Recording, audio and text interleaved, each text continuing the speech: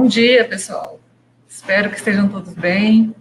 E, para quem não me conhece, né, eu sou a doutora Silmara Lois, sou médica oftalmologista, diretora clínica aqui do ORP e faço glaucoma aqui. Em 95 fiz minha residência aqui, então eu já sou prata da casa, né?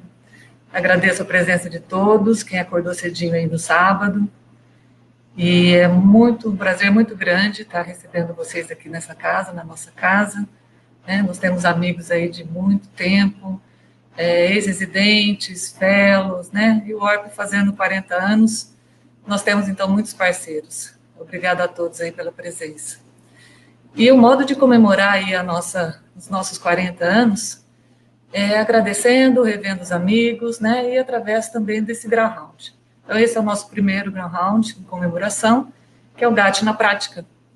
E a gente está muito honrado em receber especialistas aí tão expressivos nessa área de glaucoma para abrir as nossas comemorações. Vamos ter aí a doutora Tiziane, ex-fellow do Dr. Aike Ahmed, o professor Dr. Tiago Prata, que vai estar nos auxiliando aí, moderando o nosso encontro, tá? E as cirurgias ao vivo, né? Com o Bruno Teno Braga, o Fábio Daga e o Bruno Faria.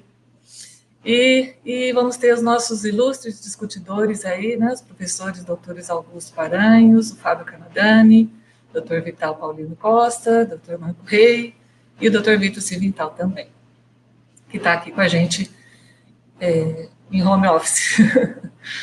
Esse encontro, gente, é aberto, é informal, é no estilo acolhedor do interior, tá? Para que vocês se sintam à vontade de mandar suas perguntas, tirar suas dúvidas, darem sugestões.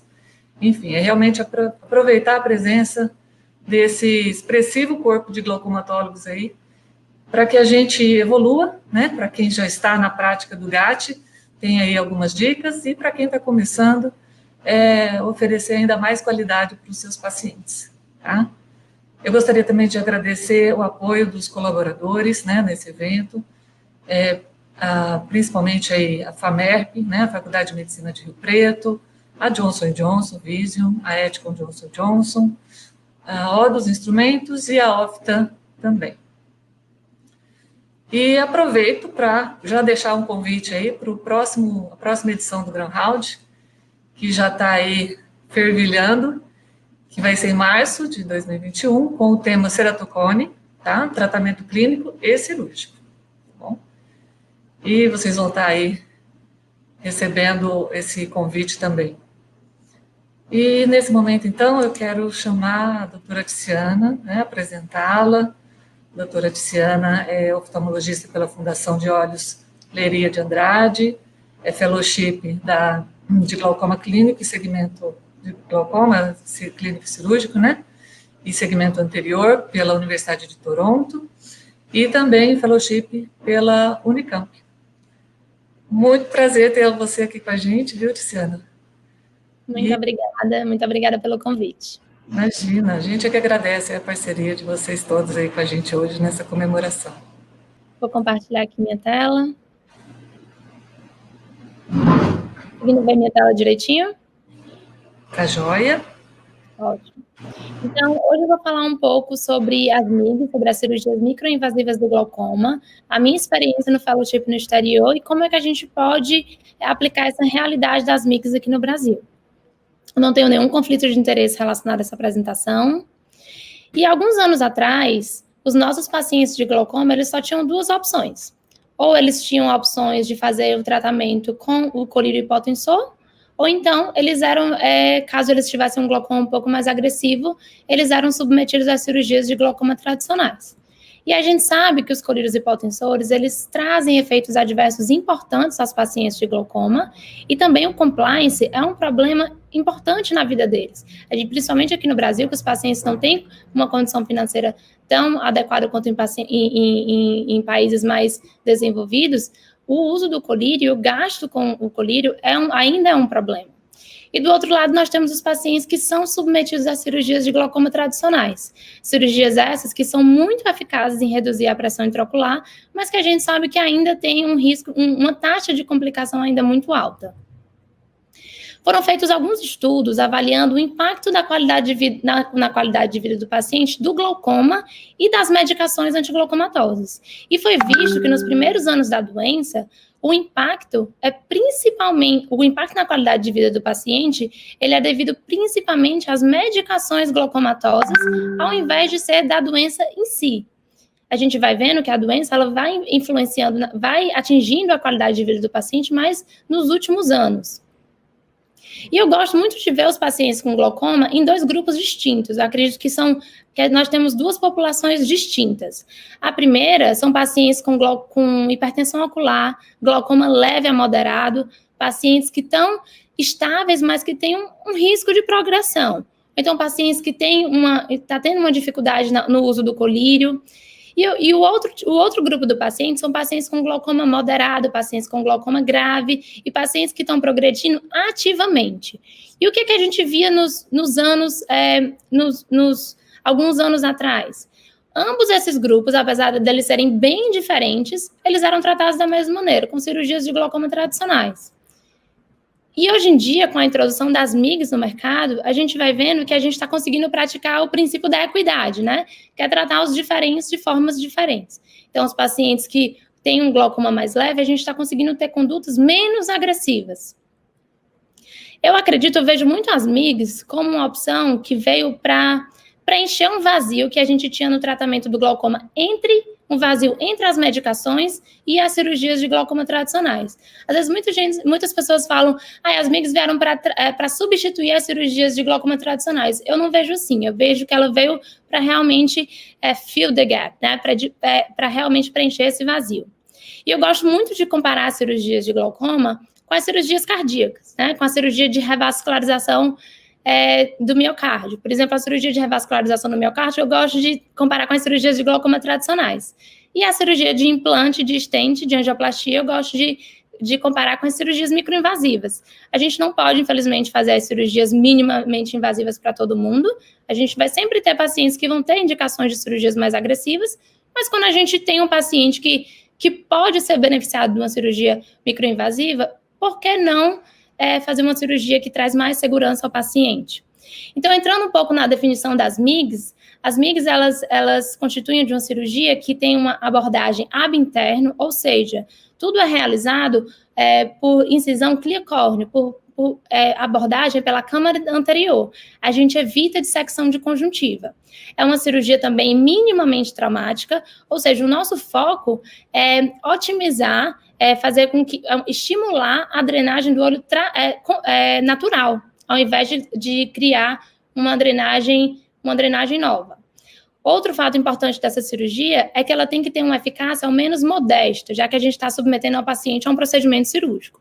E os dois últimos pontos é que ela tem que ser uma cirurgia altamente segura e com uma rápida recuperação, fazendo assim com que a gente proporcione uma qualidade de vida para o paciente melhor, tendo um menor impacto, fazendo com que o pós-operatório cause um menor impacto na qualidade de vida dele. E a gente vem vendo nos últimos anos, isso é um gráfico que foi feito em relação às cirurgias realizadas nos Estados Unidos, que as cirurgias filtrantes, as cirurgias de trabeculectomia, elas vêm diminuindo nos últimos anos. E as cirurgias microinvasivas, elas vêm aumentando. Então, assim, isso faz com que a gente pense, por que será que isso está acontecendo? Será que os cirurgiões de glaucoma, eles estão querendo proporcionar uma cirurgia que seja mais segura para o paciente? Em relação às MIGs, a gente divide as MIGs em 3 mecanismos de ação. O primeiro mecanismo de ação, que é o que a gente vai abordar hoje nesse evento, são as MIGs que atuam no canal de Schlemm, que são as MIGs que elas fazem um bypass do trabeculado. Então, ao invés do aquoso ir da câmara anterior para o trabeculado e canal de Schlemm, o aquoso vai diretamente para o canal de Schlemm. E isso pode ser feito através de um implante de stent, pode ser feito através de uma tomia, de um corte, ou pode ser feito através de uma dilatação do canal de Schlemm. Os outros tipos de MIGs são as MIGs subconjuntivais, que é até um tema um pouco controverso. Será que a gente deve considerar esse tipo de MIGs como realmente cirurgia microinvasiva de glaucoma? E o último tipo de MIGs são as MIGs que atuam no espaço supracoroide, que a gente não tem nenhum desses modelos hoje em dia disponíveis no Brasil. E quando a gente fala de MIGs, eu acredito que a visibilidade é tudo. Eu vou mostrar aqui um vídeo para vocês que mostra exatamente isso que eu estou falando. Então, esse vídeo, a gente consegue ver tudo que a gente não é para ter numa cirurgia de MIGS, uma cirurgia angular. Primeira coisa, a gente tem uma bolha de ar na câmara anterior. Então, você não começa uma cirurgia angular deixando uma bolha de ar, porque isso vai dificultar a sua vida. A visualização, a gente chama de top-down.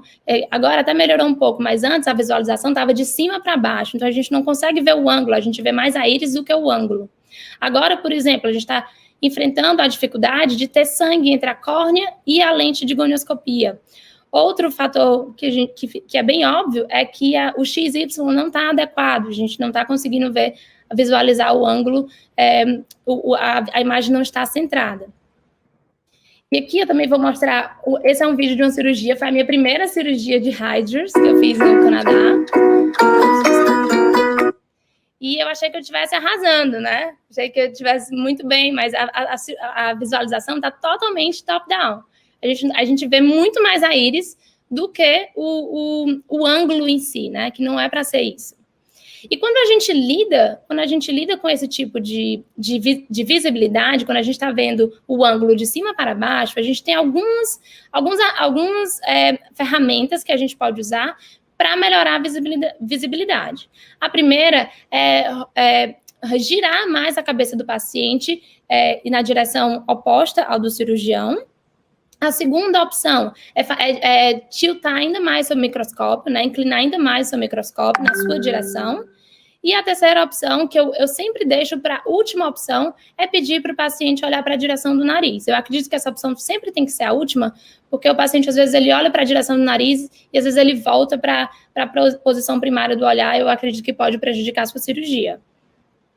Aqui eu estou mostrando um vídeo que a gente já era mais ou menos no meio do meu fellow, que você já vai conseguindo uma visibilidade muito mais adequada. A gente consegue ver o ângulo como se fosse no mesmo plano, não de cima para baixo. E aí que eu estou colocando um stent de primeira geração. Eu faço uma leve goniotomia primeiro com a stent, eu costumo fazer isso principalmente para casos de glaucoma mais avançados. Já faço uma goniotomia, já implanto a stent. A gente implanta o stent esquerdo, depois a gente implanta o direito. E muito importante a gente ver que a maneira que eu estou colocando colocando a lente em cima da córnea de uma forma muito leve, né, evitando dobras de DCM. E um fato importante é que, mesmo que você não tenha começado ainda a fazer MIGS, treine a gonioscopia intraoperatória. Essa foto foi durante o meu fellow de glaucoma na Unicamp, que eu estava testando gonioscopia intraoperatória no meu amigo de fellow, né, no meu colega de fellow. A gente não tinha paciente para fazer MIGS, então a gente decidiu testar um no outro e é uma maneira de você começar a desenvolver essa habilidade. Um fato importante são as lentes cirúrgicas de gônio. A lente que eu costumo usar mais para fazer as cirurgias microinvasivas é a lente de Swan Jacob, que eu acredito que aqui usam mais, é mais popular. Temos também a lente de CAP. Essas lentes, elas são lentes de visualização direta, ou seja, elas não têm espelho. Então, a vantagem dessa lente é que ela lhe dá uma visualização muito boa, e a desvantagem é que você tem que usar viscoelástico e você tem que tiltar, você tem que inclinar a cabeça do paciente e tem que inclinar o microscópio.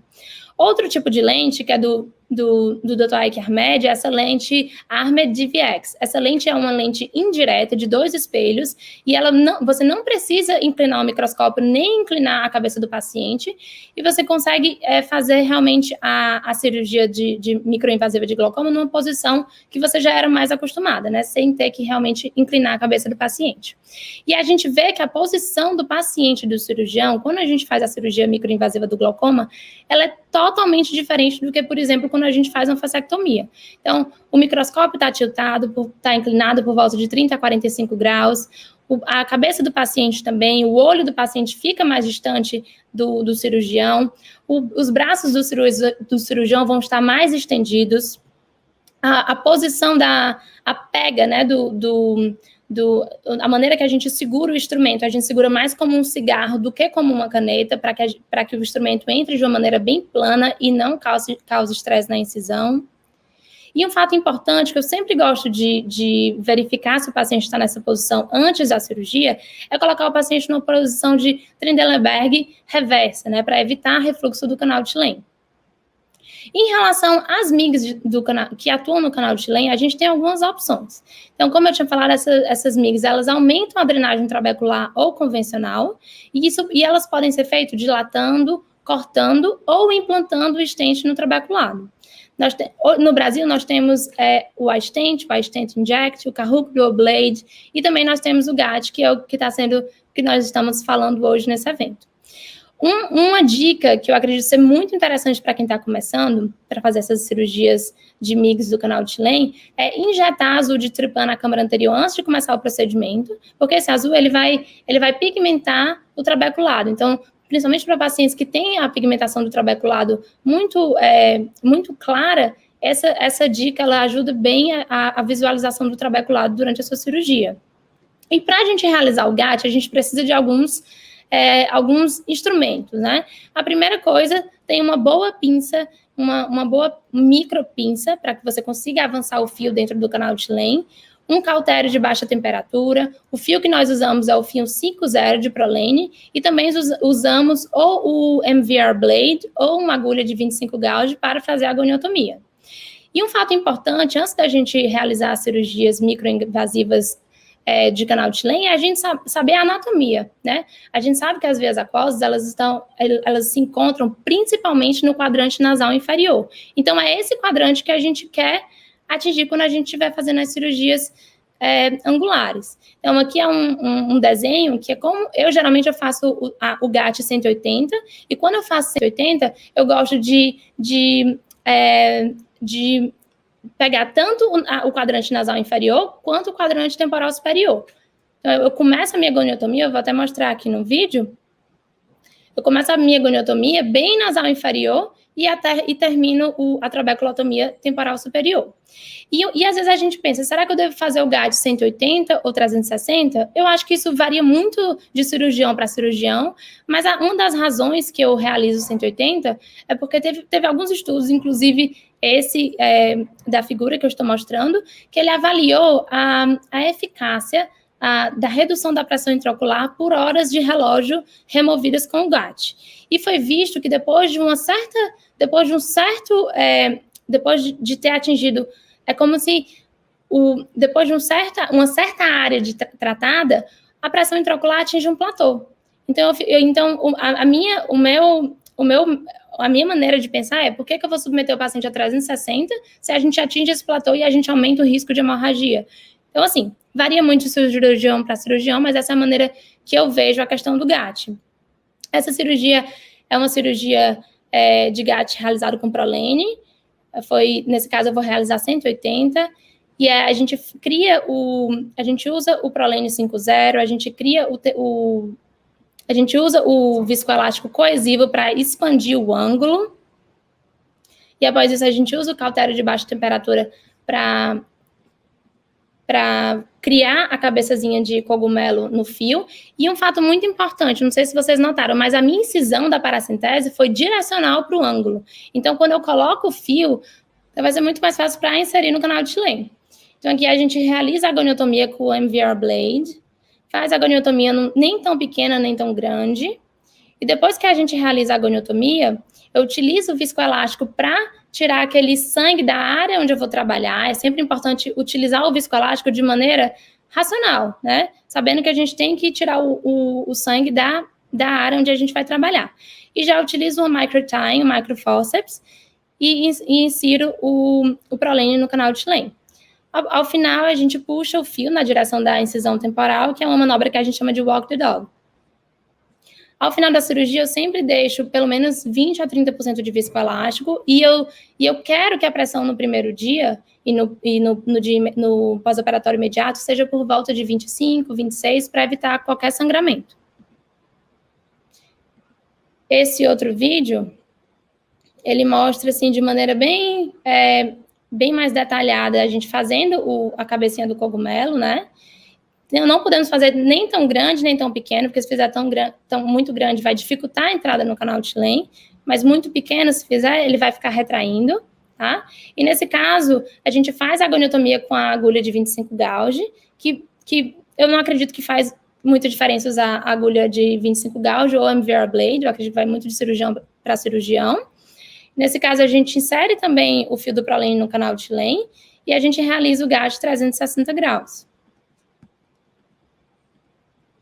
Outra maneira de fazer a trabeculotomia é através desse dispositivo que chama Omni. Ele faz tanto uma viscodilatação quanto uma trabeculotomia. Eu vou mostrar aqui um vídeo meu, do Fellow, que a gente realiza uma viscodilatação 360. Então, eu começo a inserir o fio dentro do canal de T-Lane e quando eu tô retraindo, o viscoelástico está sendo injetado no canal de T-Lane. Então, a gente dilata primeiro o canal de T-Lane superior, depois inferior, depois a gente dilata o canal de T-Lane inferior. E aí, eu já estou fazendo a dilatação do outros 180. E, ao final, a gente realiza a trabeculotomia. É uma maneira mais cara de fazer GAT, mas, assim, é bem simples, né? Economiza um pouco de tempo. E algumas dicas que eu acredito que vão facilitar a sua cirurgia. Quando você fizer as incisões, faça as incisões direcionadas para a área onde você vai trabalhar. Outro ponto importante é não fazer as incisões muito na região limbar, porque senão você vai ter sangue entre a córnea e a lente de gonioscopia, e isso vai dificultar a sua cirurgia. E fazer as incisões pequenas, mas não tão pequenas que possa lhe dar, que você possa ficar tendo dobras de DCM durante a cirurgia. Quando nós temos dobras de DCM, a gente tem que pensar em alguns fatores para corrigir isso. Ou a pressão do olho está muito baixa, que a gente tenha que injetar mais viscoelástico, a gente tem que checar se a gente está perdendo viscoelástico pela incisão. Ou então, a pressão com a sua mão, na mão que está segurando a lente de gonioscopia, está sendo muito, muito forte. Então, você tem que fazer uma pressão mais leve.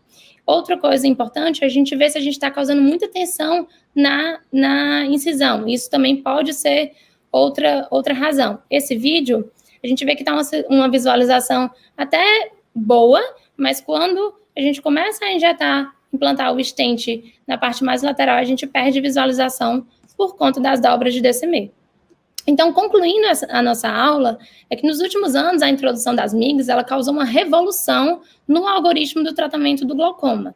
E essas MIGS, elas oferecem alta segurança, com rápida recuperação pós-operatória, porém, como a gente sabe, com menor redução pressórica comparada às cirurgias de glaucoma tradicionais.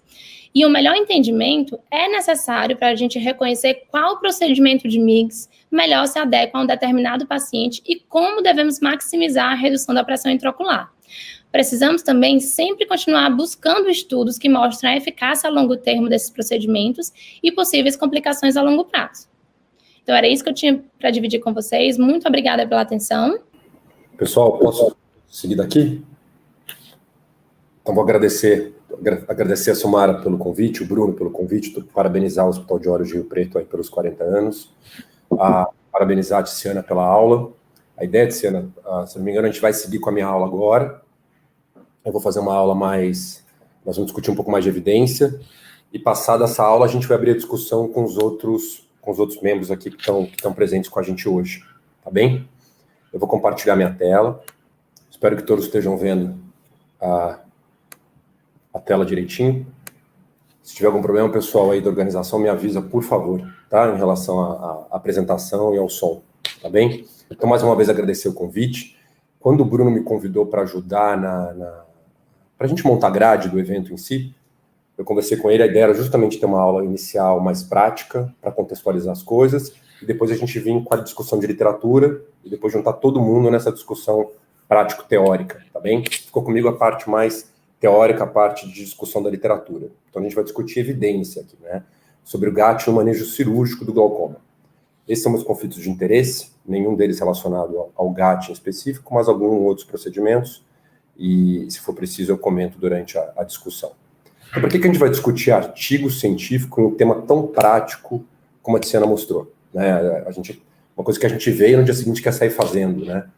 Pelo menos foi assim comigo quando eu comecei a ter contato com MIGS, né? E por que a gente vai gastar tempo estudando? Para que a gente vai discutir artigo? Né? Porque a gente quer tentar oferecer o melhor que a gente pode para aquele paciente que está no consultório, né? Então, se engana quem pensa em medicina baseada em evidência como uma forma de aquele cara que vai, só lê estudo, não tem vivência prática e sai bitolado aplicando tudo que ele lê em estudo. Isso não é medicina baseada em evidência. Medicina baseada em evidência é você usar a melhor literatura disponível para refinar o teu julgamento clínico, a tua experiência pessoal e considerando as preferências daquele paciente sempre que possível, o benefício daquele paciente em específico, melhorar a sua tomada de decisão. Isso é medicina baseada em evidência, tudo bem?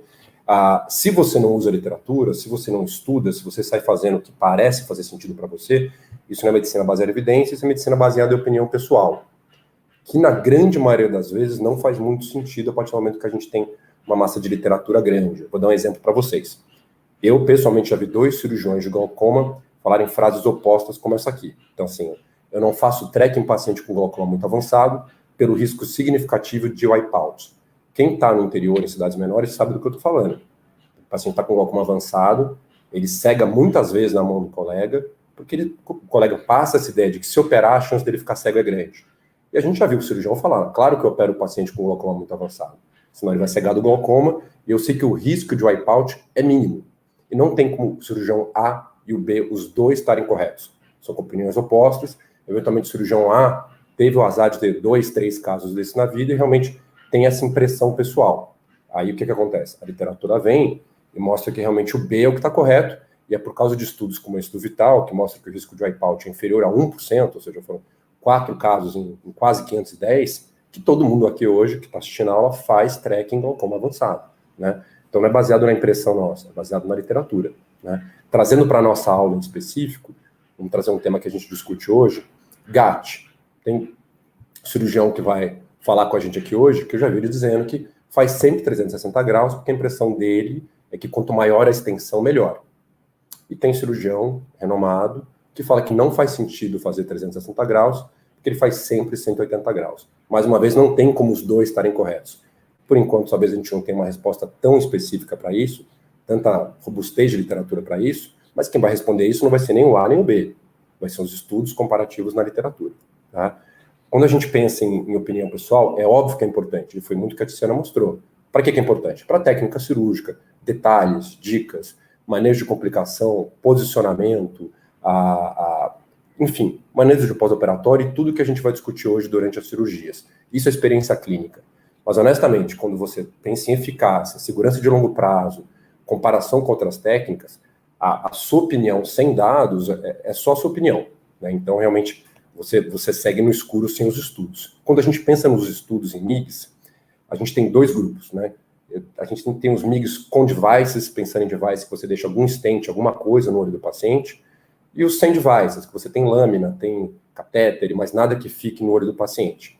E já tem estudo comparando esses estudos em si, vendo o que eles têm de vantagem e desvantagem, mas quando a gente pensa nesses MIGs com devices, estou falando de CyPass, iStent, o que eles têm em geral? Eles têm um viés forte da indústria, como não poderia deixar de ser, né? Então eles têm uma participação da indústria pesada, eu não vou ler tudo aqui, mas dá para vocês lerem, que acaba afetando de maneira significativa as conclusões. São conclusões hiperestimadas em relação aos resultados.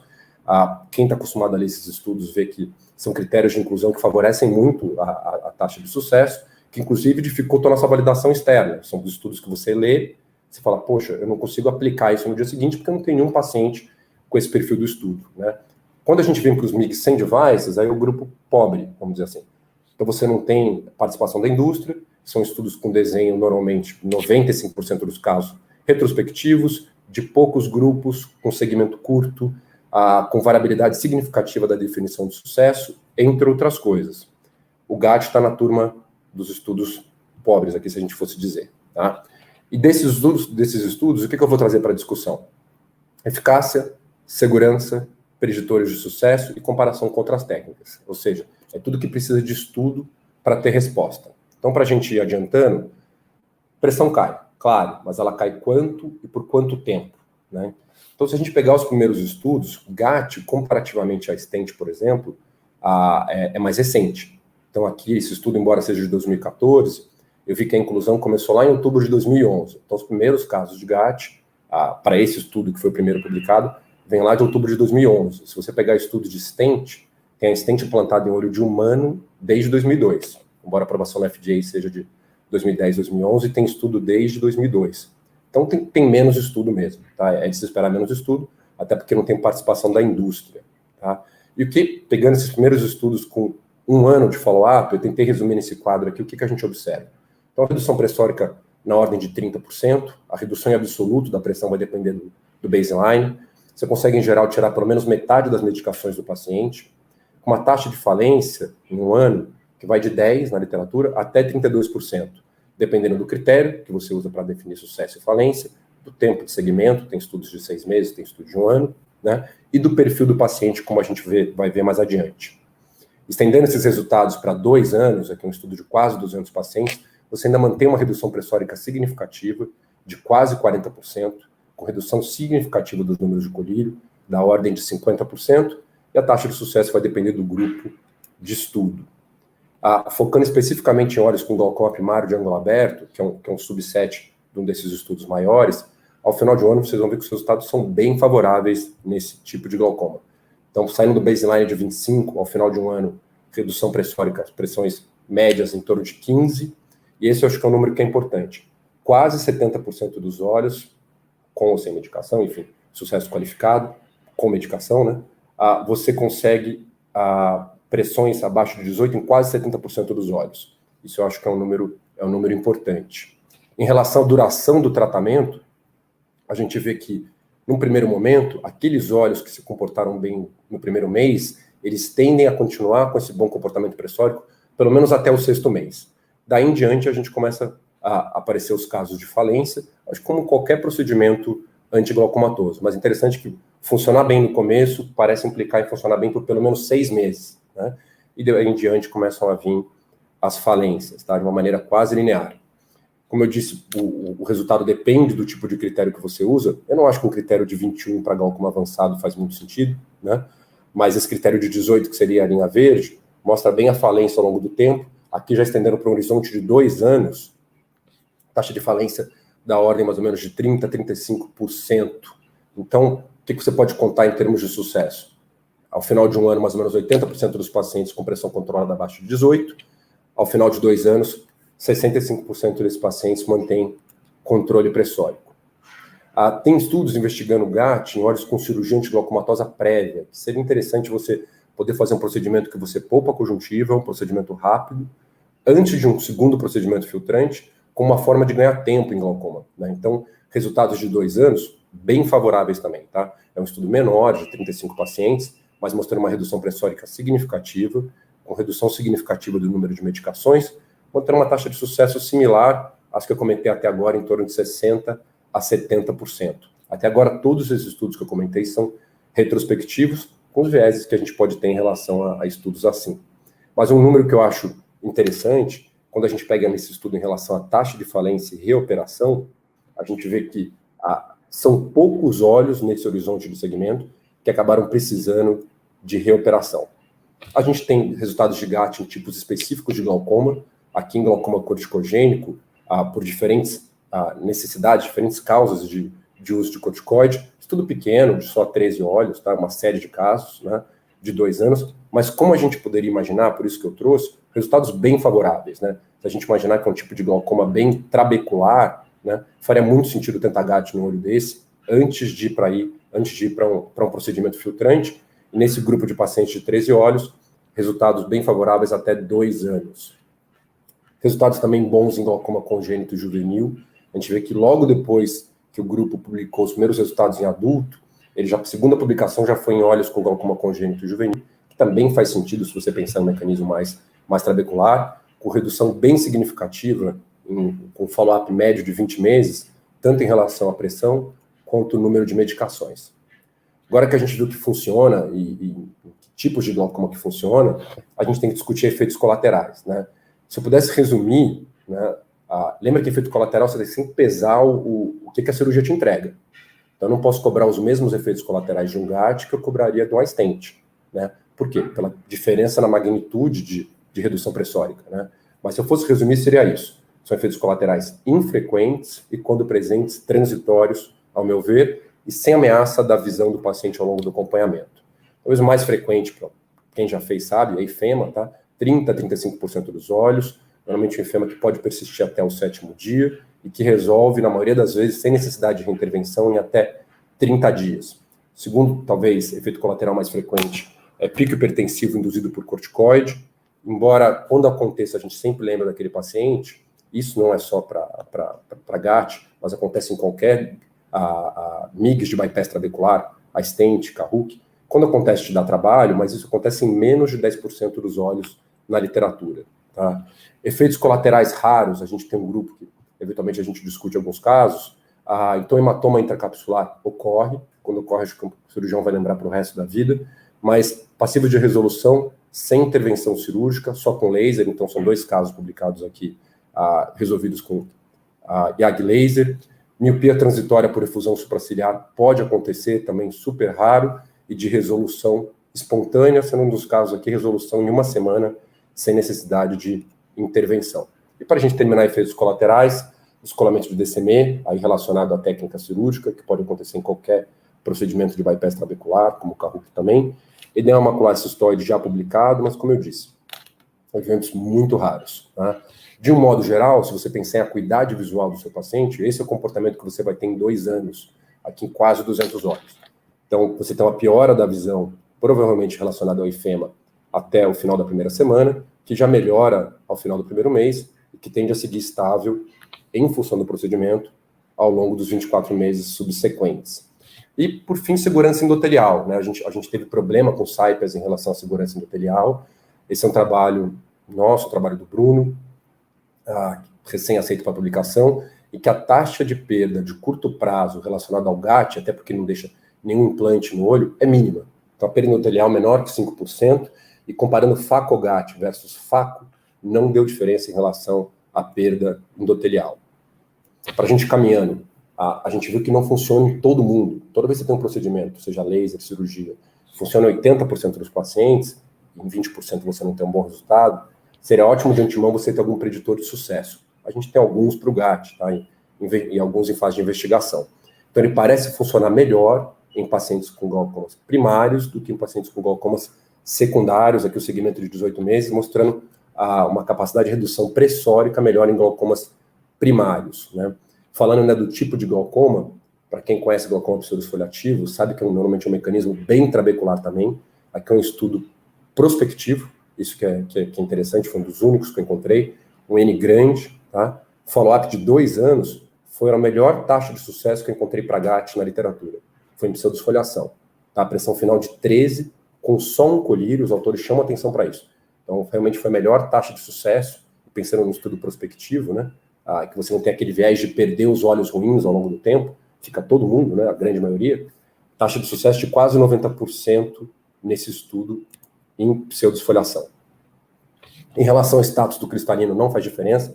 GAT infásico ou pseudofásico não deu diferença em relação à taxa de sucesso. Em relação a fazer a FACO-GAT ou GAT, também não deu diferença em relação à taxa de sucesso nesse estudo. E num estudo que se propôs a explorar exatamente preditores de sucesso, fatores como idade, pressão pré-operatória e gênero, tá? Honestamente não sei porque investigaram gênero, mas não deu diferença em relação à taxa de sucesso. O que parece impactar o sucesso, e aí, como disse a literatura, ainda precisa explorar mais isso, é se o GAT foi completo nos 360 graus ou não. Esse estudo da literatura sugere que a partir do momento que você não completa os 360 graus, você aumenta a chance de falência em mais de 2 vezes no GAT.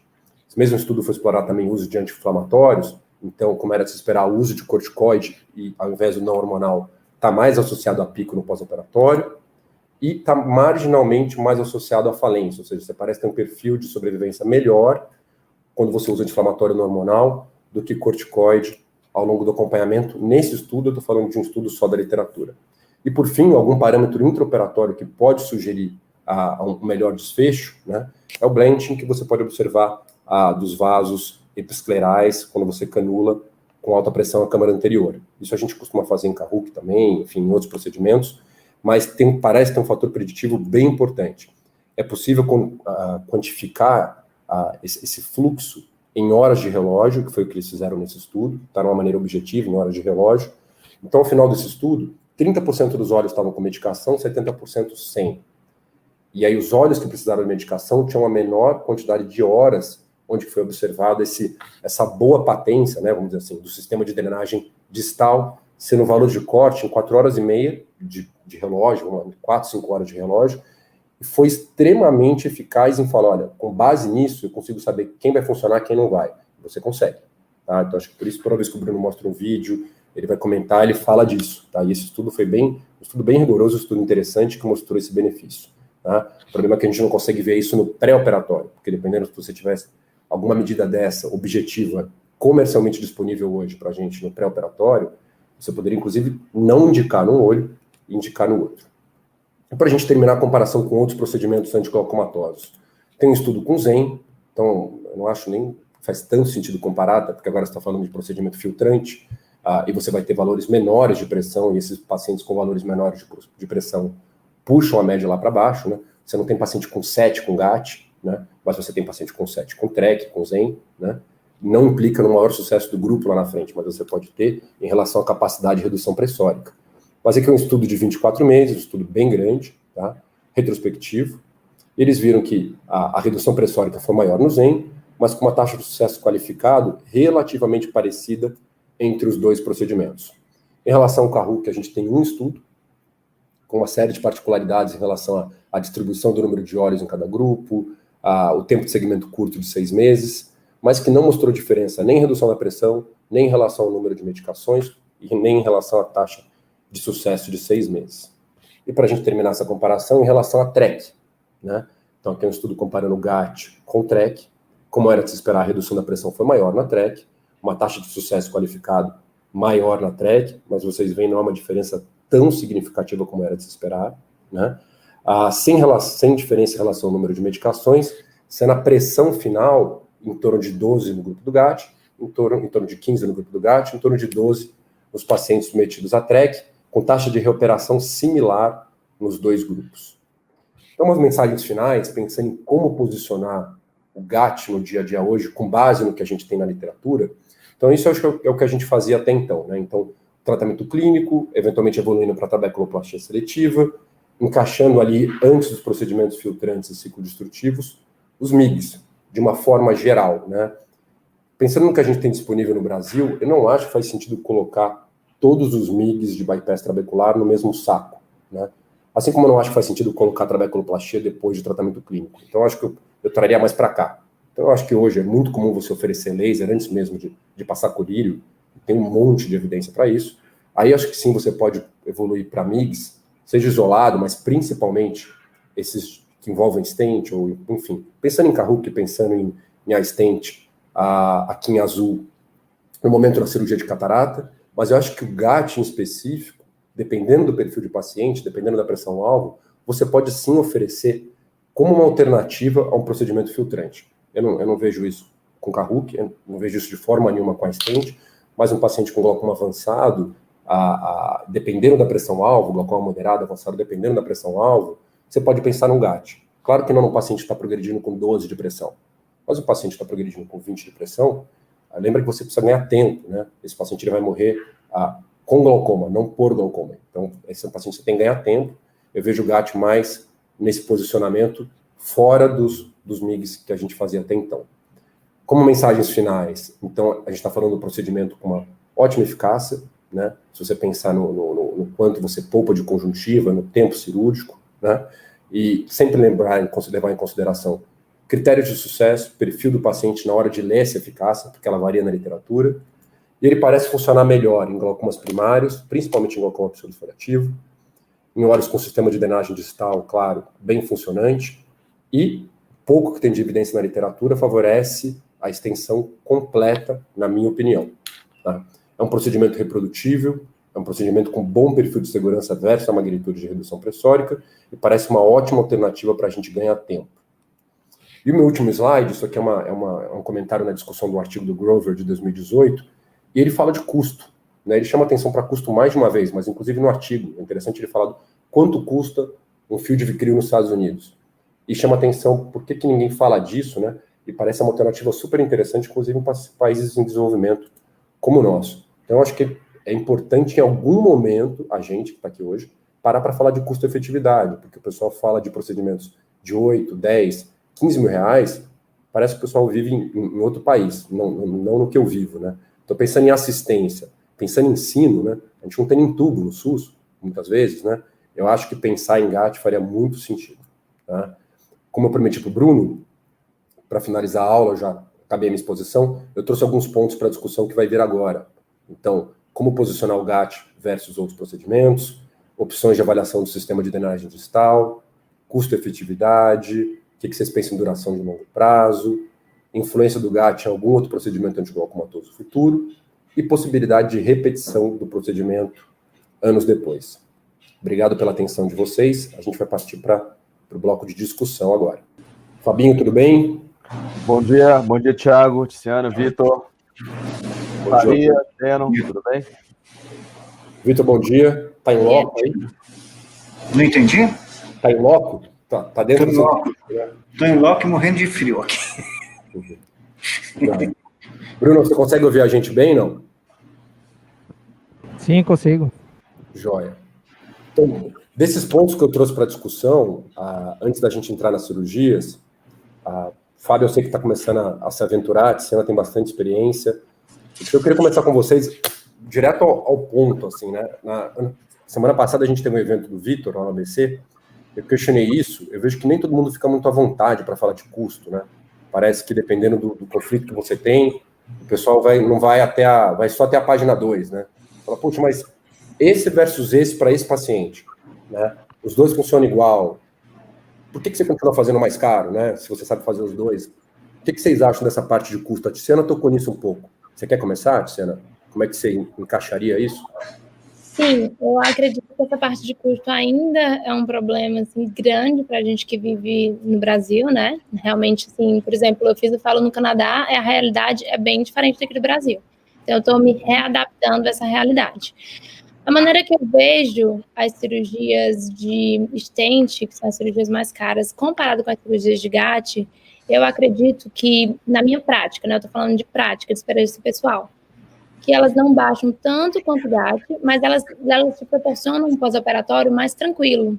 Quando você implanta um stent no pós-operatório, dificilmente você vai ter um enfema que vai te dar um trabalho a mais. Então, eu acredito que é um pós-operatório um pouco mais tranquilo, mas aí a gente tem a parte negativa, que é o custo, que é realmente um custo muito alto para o paciente que vive no Brasil.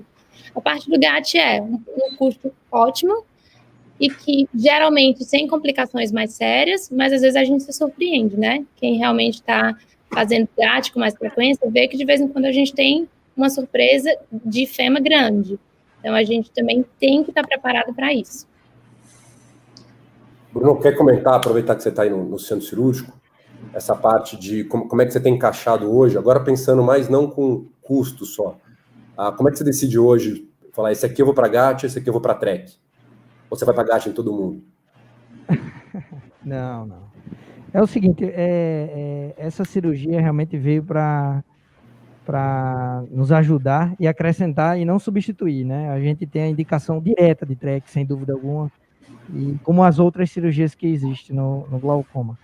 Eu acho ela bem interessante, o GAT, e tem me dado um resultado muito positivo naqueles olhos que ainda existe uma certa funcionalidade da medicação tópica. E esse paciente vai ser submetido a uma cirurgia da catarata. Então, aquele paciente que usa 3 medicações, tem pressões aí de 14, 15, não tão alta, e vai ser submetido à cirurgia da catarata, eu acho que são esses casos que são melhores. Logicamente, quando a gente identificar, fora a parte que o defeito está diretamente ligado à malha trabecular, né, e o paciente não vai ser submetido à catarata, aí sim a gente também tem mais chance de uma funcionalidade. Então, eu procuro mirar nesses casos aí, pseudosfoliação, pigmentar, secundário corticoide, e nos casos que vão ser submetidos à catarata, mas que ainda existe uma certa funcionalidade da medicação. Bacana. Deixa eu fazer uma pergunta agora de comparação com outras técnicas. O Fábio, acho que foi um dos primeiros a começar a fazer Kahuke aqui no Brasil. E faz bastante. A literatura é pobre de comparação, né, Fábio? Tem trabalho, a literatura é pobre. Eu sei que você leu todos ontem até as 3 da manhã. Então, né, aproveitar que você está com olheira de ler trabalho. Comenta o que você acha, assim, se você acha realmente similar, se o trabalho ali faz sentido e como é que você encaixaria no teu dia a dia. Pensando em quem está ouvindo, esse aqui eu iria no Kahuke, esse aqui eu pensaria em alguma coisa a mais. Então, pessoal, bom dia novamente. Obrigado, né, pelo convite. É um prazer enorme estar participando aí dos 40 anos do ORP. E, enfim, vamos tentar contribuir com alguma coisa. A nossa prática básica é mais no KDB, que não deixa de ser bem parecido, assim, teoricamente, com o que o GAT oferece, né? É um procedimento relativamente de baixo custo, acho que o GAT com custo menor, só que com uma técnica relativamente mais fácil e uma curva de aprendizado um pouco menor. O que a gente vê, Thiago, é que quando a gente compara as técnicas, a gente teria que comparar, teoricamente, as cirurgias angulares, seria o GAT, o KDB e o AI. Acho que o Fábio travou. Vitor, eu vou passar a pergunta dele para você, a gente vai indo, daqui a pouco ele retorna, tá? Primeiro, eu queria agradecer o ORP, parabenizar pelos 40 anos, eles fizeram aqui, olha, uma montagem linda, seria bom vocês vão ver daqui a pouquinho, tá? Bom, daí, continuando na pergunta, primeiro eu vou linkar com o que o Bruno e a Tiziana falaram logo no começo, tá? Que é muito importante, eu acho. Aqui no Brasil, a indicação de MIGS, ela bate muito em dois pontos. Uma é o custo do procedimento e a outra é aquela que você tem o costume de fazer, tá? Eu acho que essas dois são fatores muito importantes. Custo, principalmente, pelo menos lá na clínica, poucos são os pacientes que podem arcar com uma cirurgia um pouco mais custosa. E aí que entra essas cirurgias que podem ser um pouco mais acessíveis, dentre elas o Kahuku e o GAT, tá? Eu vou dar um pouquinho de sequência ao que a Dani estava falando e linkar com o que o Thiago e a Tiziana falaram na aula, tá? Então, os dois se basearam que, em teoria, quanto mais você abre, mais a pressão abaixa até um determinado ponto, tá? E tem aquele estudo interessante, que, se não me engano, foi o Thiago que falou, que a pressão começa a subir depois de um determinado momento, tá? Isso tudo vale a pena discutir depois. O que a gente percebe é que, depois de um tempo, determinadas horas, essa pressão fica muito parecida. Então, vai depender da técnica que você usa para o Kahuku, tá? Então, por exemplo, qual que é a técnica que eu uso hoje em dia para comparar com o GAT, tá? Eu não só abro aquelas horas que é indicada, tá? Então, o que eu faço? Eu ponho a lente, abro um pouco para a direita, abro um pouco para a esquerda, mas eu vou além. Então, eu vou girando a lente e vou abrindo o máximo que eu consigo. E, dependendo do caso, eu até mudo de posição e, pela paracintese, eu entro e abro mais. E o que eu quero falar com isso? É que, no final, muitas vezes, eu praticamente abro 180 graus do olho, tá? Que vai ser muito comparável com o próprio MGAT. Então, são técnicas, não vou falar que podem ser comparáveis, mas partem de um pressuposto muito, muito parecido. Fábio, você quer acrescentar algo? Eu tô aqui, ó. Desculpa aí, pessoal. Pode falar, Thiago. Posso? Como o Vitor levou para esse lado da discussão, eu queria explorar vocês com outras coisas. Como o Vitor fez acho que o Vitor explicou bem essa parte de comparação. Você pode falar um pouquinho do Kahuku, depois eu queria te perguntar como é que você vê a repetibilidade dessas coisas, porque não tem muito disso. Não naquele paciente que não funcionou nada, naquele paciente que você fez, funcionou, aí deu 2 anos, ele está lá com 3 drogas, a pressão voltou para 22, né? A gente vai começar a se deparar com esses casos, né? Igual que se deparou com TREC, com laser. Se você vê com bons olhos, ok, vamos tentar repetir, já que funcionou bem uma vez, ou não, agora eu já tenho muito tecido cicatricial, o que você imagina? Desculpa, pessoal, pela internet aqui, mas é o seguinte, Thiago, eu não vejo com bons olhos a repetição, assim, eu acho que em algum momento, sim, o paciente respondeu a primeira vez, pode ser que ele responda a segunda, mas eu acho que é bem diferente de um SLT, por exemplo. Além de ser um procedimento cirúrgico, a gente tem que saber qual que seria o mecanismo dessa falha, né? Por que falhou? Será que falhou porque sinequiou? Será que falhou porque aquela área que foi ablada, ela fechou e cicatrizou e não passa mais nada? Será que foi uma falência trabecular crônica, processo inflamatório? Então, assim, a partir do momento que a gente está indicando um procedimento cirúrgico desse, daí que vem a crítica, talvez, aos estudos, viu, Thiago? Você que fez a apresentação de uma revisão brilhante, eles colocam taxa de sucesso com níveis bem elevados, de 90%, 85%, 89%, pseudodesfoliação talvez tenha sido uma coisa absurda, glaucoma cortisônico, pós-trabeculectomia, que não faz tanto sentido assim, talvez o Bruno Faria tem feito casos e com bons resultados. Então, assim, por que isso? Porque eles colocam como falência, ou seja, taxa de sucesso, pessoas abaixo de 21, ou talvez abaixo de 18. Então, nós estamos falando de glaucomas iniciais, superando glaucomas moderados. Então, realmente, o nível da pressão é um pouco mais elevada para aceitar como sucesso nesses casos. Se a gente considerar a pressão abaixo de 14, o que realmente é aquele paciente nosso com glaucoma mais moderado, avançado, você pode ver que nenhum desses procedimentos alcançaria, talvez, com segurança, uma taxa de sucesso elevada. Então, Thiago, eu não vejo repetição como uma possibilidade no GAT, por exemplo. Eu não sei qual que seria a posição do Bruno, se ele já fez mais de uma vez, mas na minha percepção, você fez um procedimento minimamente invasivo, qualquer um deles, não funcionou, e não funcionou quer dizer que o paciente está progredindo, o paciente progredindo, para mim, é sinal de trabeculectomia ou um procedimento mais invasivo. Fabinho, bacana essa colocação. Eu quis explorar essa comparação justamente porque a Tiziana colocou um negócio na aula dela que nem todo mundo vê desse modo, né? É um leque de opções e que não necessariamente você precisa substituir uma pela outra. Agora, ao invés de você escolher entre 3, você tem 6. E aí você consegue individualizar mais, né? Só que realmente, embora isso fique bonito na aula, na prática, no dia a dia, acho que o cirurgião tem dificuldade naquele ali, eu vou no faco-GAT ou eu já faço uma facotrec? Ou a gente faça um faco-Caruc, eu vou para uma facotrec. Pensando em associação com cirurgia, principalmente para o Bruno e para a Tiziana, eu queria saber da opinião de vocês, a literatura não sugere diferença entre o faco-GAT versus o GAT isolado, né? A gente que faz bastante TREC, a gente costuma ver que a trabeculectomia, quando combinada com a catarata, a bolha tende a gente tem uma eficácia pior, vamos dizer assim, pelo menos a impressão clínica de todo mundo. Queria saber de vocês se bate com a literatura, se a visão de vocês é essa, que seja faco-GAT ou GAT, a faco não atrapalha em nada, vamos dizer assim, ou se ajuda de alguma forma. O que vocês acham? Então, em relação à minha experiência pessoal, eu acredito que eu não vejo muita diferença quando a gente faz a faco-GAT e o GAT isolado. Eu vejo um resultado bem parecido, a não ser que a gente esteja pensando numa indicação off-label de um glaucoma de ângulo fechado, aí a gente vai estar falando de outro mecanismo, né? Mas lidando com glaucoma de ângulo aberto, não. Vejo os resultados bem parecidos. E de repetibilidade, Tiziana, o que você acha? Então, no meu caso, como eu faço 180 graus, é um pouquinho diferente de quando você faz 360, né? E assim, eu gosto muito de saber se o paciente teve uma boa resposta, pelo menos no primeiro ano, pelo menos nos primeiros 2 anos, né? Então, se a gente faz um GAT, o paciente vai à falência com 2, 3 meses, eu não repetiria esse procedimento.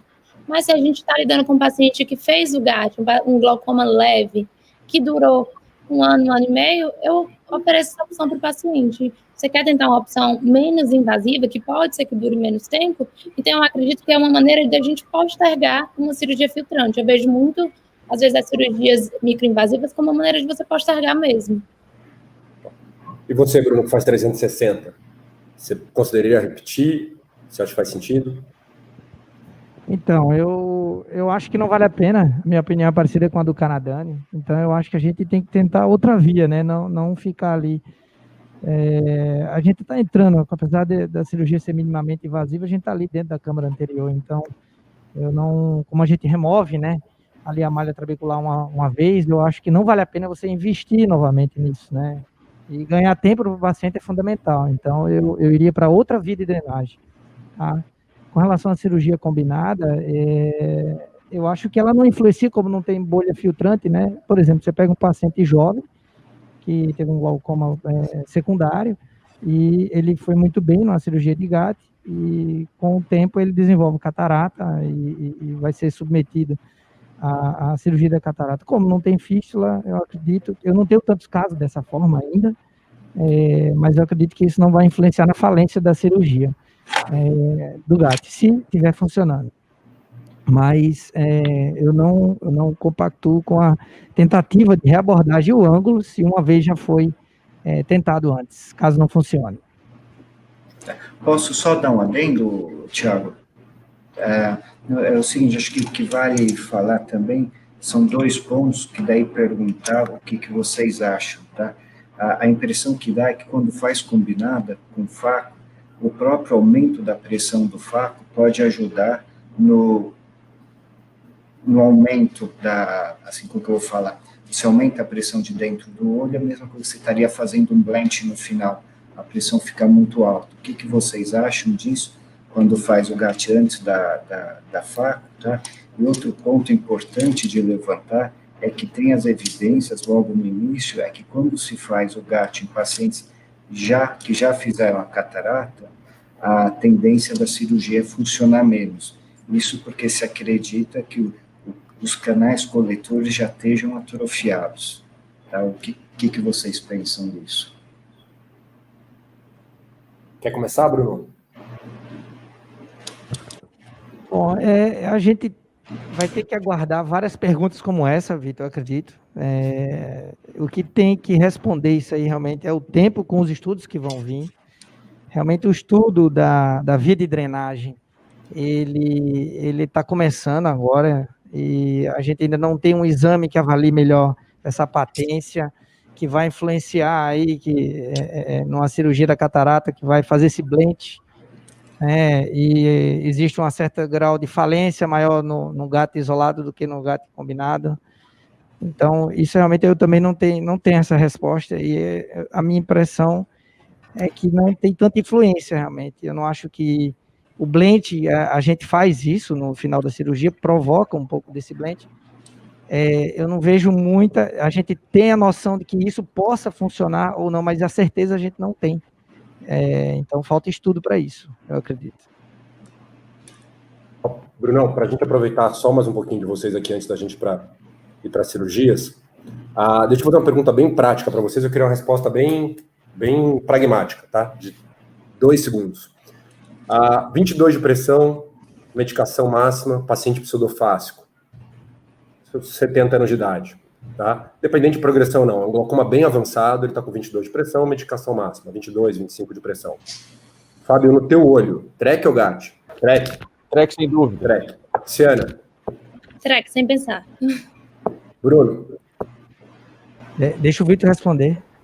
Não, eu não peguei o que você falou, Thiago. Qual que era o paciente? Paciente 22, 25 de pressão, medicação máxima, tá? Pseudofásico, 70 anos. TREC ou GAT? Essa foi a discussão. Eu iria no GAT. Iria no GAT. Você, Bruno? Bem conversado,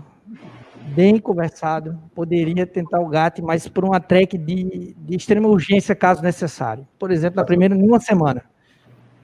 Se você não for no GAT, a gente vai cancelar o curso, inclusive. Tá? Aí perdeu o sentido. Se você não... Esse paciente é olho único? Claro, a gente vai individualizar para um monte de outras esse é meu olho. Tá? Então, meu olho é fazer GAT. Mas a gente vai, claro que a gente vai individualizar para um monte de outras coisas, mas eu coloquei um caso borderline, porque eu não sei se a gente tem essa resposta ainda. Entendeu? Só uma observação. A gente tem que contar um pouco também no pós-operatório, que a gente sabe que o pós-operatório do GAT, a pressão, ela flutua bastante, né? A gente tem que ter cuidado se esse pós-operatório não vai induzir uma progressão do paciente. Eu já tive paciente que progrediu, assim, com defeito de campo visual bem feio mesmo, então eu fico um pouquinho mais cautelosa nesses casos, sabe? Thiago, eu faria TREC por isso, tá, Tiziana? No meu olho eu faria TREC por isso. O Fábio, vou deixar para comentar que ele tem uma visão bem parecida com a minha nisso. Eu não acho que glaucoma avançado, risco de perda de visão central e de progressão é para procedimento minimamente invasivo, ponto. A gente não pode condenar a trabeculectomia, pessoal. A trabeculectomia, ela salvou milhões de olhos aí ao longo desses últimos anos. Nada melhor do que uma TREC bem feita, pressão de 10, num glaucoma avançado, tá certo?